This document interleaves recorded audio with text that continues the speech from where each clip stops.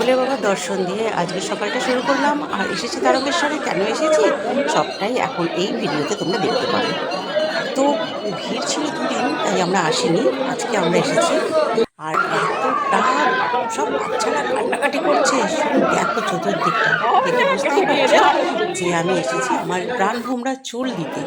তার কারণ এটা তার জন্ম চুল, এই চুলটা তার দেয়া হয়নি এতদিন, এইবার তার চুলটা দিতে, তাই ঘোষ হিসেবে দেখো দেয়া হচ্ছে একটা চকলেট।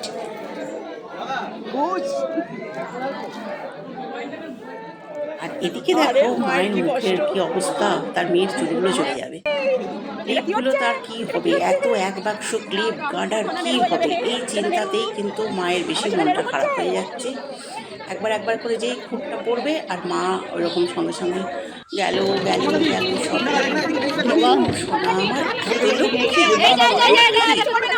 একটুখানি ঘাবড়ে গিয়েছিল কোনটা দেখে, আস্তে আস্তে সবটা ঠিক হয়ে গেছে। আর কান্নাকাটি কিচ্ছু করে না, এত ভালো মেয়ে, প্রত্যেকে কাঁদছে।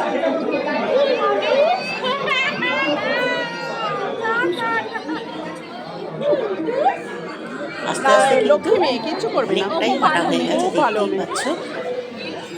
মা এদিকে মোবাইল একটুখানি ঘুষ দিয়েছে। মায়ের ফিলিংস কিন্তু ভালো না, মা কিন্তু বলেই দিয়েছে আমার ফিলিংস ভালো না।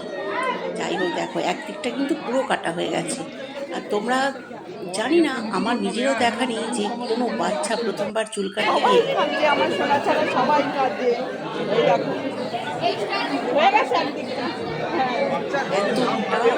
ভালোভাবে চুলটা কাটলো, মানে আমরা নিজেরাই অবাক হয়ে গেছি যে এত সুন্দরভাবে ও চুল কাটলো বসে, কোনো জ্বালা নেই, কিচ্ছু নেই।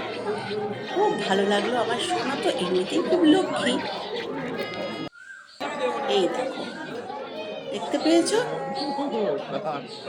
একদিকটা কাটা হয়ে গেছে, আর দিকটা চলছে কাটা।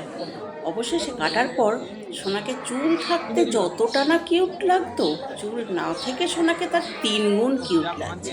তোমরাই বলবে আমার সোনাকে কেমন দেখতে লাগছে। এই দেখো ফিনিশিং, দেখতে পাচ্ছ।